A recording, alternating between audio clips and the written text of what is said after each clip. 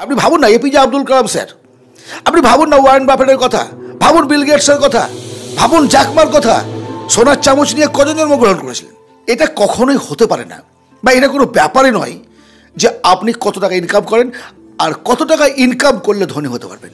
ধনী মানুষদের মানসিকতা কি, ধনী মানুষরা কেন ধনী হয়, ধনী মানুষদের মধ্যে কি কি বৈশিষ্ট্য আছে, এই নিয়ে অনেক অনেক বক্তব্য অনেকেই দিয়েছেন। আমি জাস্ট তাদের চলার বা তাদের চিন্তা শক্তির ফার্স্ট স্টেজ কি সেটা নিয়ে আজকে আপনাদের সঙ্গে আলোচনা করব। দেখুন, কেউ ধনী হয়ে জন্মায় না বা সফল হয়ে কেউ জন্মায় না। অধিকাংশ, কেউ বললে ভুল হবে, অধিকাংশ মানুষই একেবারে শূন্য থেকে উঠে এসছেন।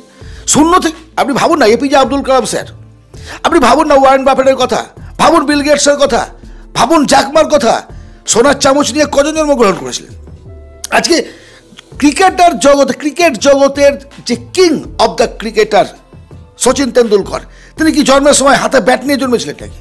না, কিছু প্রচেষ্টা, অ্যাকচুয়ালি হার না মানা জেদ, আমি জিতবো, আমাকে জিততে হবে, এই অদম্য জেদটাই ধনীকে ধনী তৈরি করে। কারণ তারা জানে টাকার সঙ্গে কেমন সম্পর্ক রাখতে হয়, টাকা কীভাবে ব্যবহার করতে হয়। আমরা আসলে আমাদের যে থিঙ্কিংটা না, সেটা একটু অন্য ধরনের। আমরা চিন্তা করি যে কোনো ধনী মানুষ তাহলে সেটা 2 নম্বরই করেছে, যেমন ধনী মানুষ তারা নিশ্চয়ই কাউকে ঠকিয়েছে। অথচ আমরা টাকার জন্য ঘাম ঝরিয়ে পরিশ্রম করছি, তারপর আমাদের চিন্তা শক্তি বদলাতে পারছি না। যদি ধনী হতে চান, আপনার মস্তিষ্কে যে ঘুঘুর বাসাটা আছে না, সর্বনাশের ঘুঘুর বাসা, সেটাকে ভেঙে ফেলুন এখনই, এবং বেরিয়ে আসুন সেই খোলস থেকে। ভালোভাবে সুন্দরভাবে ধনী মানুষদের দিকে তাকান, তাহলে বুঝতে পারবেন ধনী মানুষেরা খরচ কিভাবে করব সেটা চিন্তা না করে কিভাবে সঞ্চয় করব সেইটা ভাবে। ধনী মানুষদের সঙ্গে গরিব মানুষদের চিন্তা শক্তির সবচেয়ে মৌলিক পার্থক্যই হচ্ছে ধনীরা ভাবে কীভাবে আমি সঞ্চয় করব, আর গরিব বা মধ্যবিত্তরা ভাবে কিভাবে আমি খরচ করব। ব্যাপারটা বুঝতে পারলেন না? ধরুন 50,000 টাকা বেতন দুজনেরই, একজন রিচ মাইন্ডসেট, একজন পুয়ার মাইন্ডসেট, দুই ব্যক্তিরই বেতন মাসে 50,000 টাকা। যে ব্যক্তি গরিব সে ওই 50,000 টাকাটাকে ওই মাসে কিভাবে খরচ করবে সেই নিয়ে একটা প্ল্যানিং তৈরি করে। আর ধনী মস্তিষ্কের মানুষ ওই 50,000 টাকার কিছু পার্সেন্টেজ জমিয়ে কিভাবে সংসার চালাবে এই মাসটাই সেটা নিয়ে চিন্তা করে। এটা হচ্ছে সবচেয়ে গুরুত্বপূর্ণ একটা পার্থক্য, মৌলিক পার্থক্য রিচ মাইন্ডসেট ভার্সেস পুয়ার মাইন্ডসেটের। আর এই মাইন্ডসেটটাকে আজকে ভেঙে ফেলুন, ভেঙে ফেলে দিন। মাইন্ডসেট চেঞ্জ করুন, চেঞ্জ ইউর মাইন্ডসেট, তাহলে অটোমেটিক্যালি আপনি ধনী হওয়ার পথে একটা ধাপ এগিয়ে গেলেন।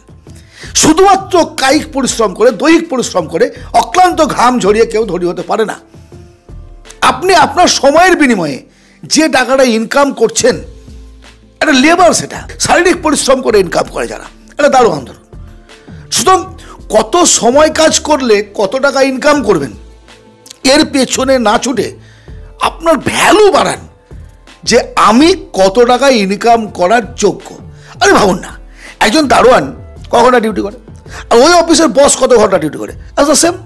আমি ধরে নিলাম যে তারা দুজনে সমান সমান ডিউটি করে, বেতন কার বেশি? ম্যানেজারের, এমডির, ম্যানেজিং ডিরেক্টরের। কেন তারা একই তো পরিশ্রম করছে, একই ঘন্টা ডিউটি, বরং বেশি পরিশ্রম করছে। যে দারোয়ান সে রোদে জলে বাইরের গেটে দাঁড়িয়ে আছে, তারা এসি রুমে বসে ডিউটি করছে, এমডির তার বেতন বেশি, কারণ তার ভ্যালু অনুসারে সে ইনকাম করছে। তাহলে ব্র্যান্ড ভ্যালু আপনার বাড়াতে হবে। আপনাকে ইনকাম করতে গেলে সময়ের জন্য পরিশ্রম করলে হবে না, ভ্যালুর জন্য, ভ্যালু মেকিং পদ্ধতি আপনাকে আনতে হবে। আমি 2 ঘন্টা ডিউটি করেও 2 লাখ টাকা ইনকাম করে নিতে পারি, আবার 20 ঘন্টার ডিউটি করেও দেখা গেলো মাসে হয়তো 10,000 টাকা বেতন পাচ্ছি। এটা রিয়ালিটি। অর্থাৎ আজকের এই ছোট্ট আলোচনায় আমি যেটা আপনাদের বোঝাতে চাইলাম, 3টে পয়েন্টের কথা বলেছি, খুব সংক্ষেপে হলেও অত্যন্ত গুরুত্বপূর্ণ পয়েন্টগুলো আবার শুনুন। 1 নম্বর হচ্ছে আপনি সময়ের পরিবর্তে আপনার ভ্যালু অনুসারে ইনকাম করতে চেষ্টা করুন। সেভিংস এর পাশাপাশি ইনভেস্ট করতে শিখুন। যদি আপনি ইনভেস্ট করতে না পারেন তাহলে আপনি কখনো ধনী হতে পারবেন না, যত টাকায় সেভ করুন না কেন, আপনি ধনী হতে পারবেন না।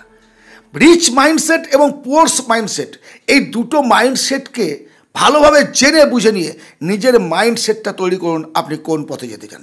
আজকের এই আলোচনা যদি আপনাদের ভালো লাগে অবশ্যই একটা লাইক করবেন, সাবস্ক্রাইব করবেন, শেয়ার করবেন বন্ধু বান্ধবদের মধ্যে। কারণ আমাদের বাঙালিরা না অত্যন্ত অলস বললেও ভুল হবে, অলস নয়, তারা যথেষ্ট পরিশ্রম করে, কিন্তু তাদের চিন্তা শক্তিটা এখনো পর্যন্ত রিচ মাইন্ডসেট হয়নি।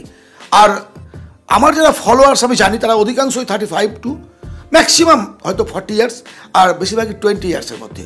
আমি চাই আপনারা জীবনে প্রতিষ্ঠিত হন, আপনাদের জীবনের অনেক পথ চলতে এখনো বাকি আছে। আমি জানি চাকরির যে অবস্থা, বিজনেসের যে অবস্থা, চারিদিকে কম্পিটিশান, কিন্তু বাঁচতে হতো ভাই, বাঁচতে তো হবে।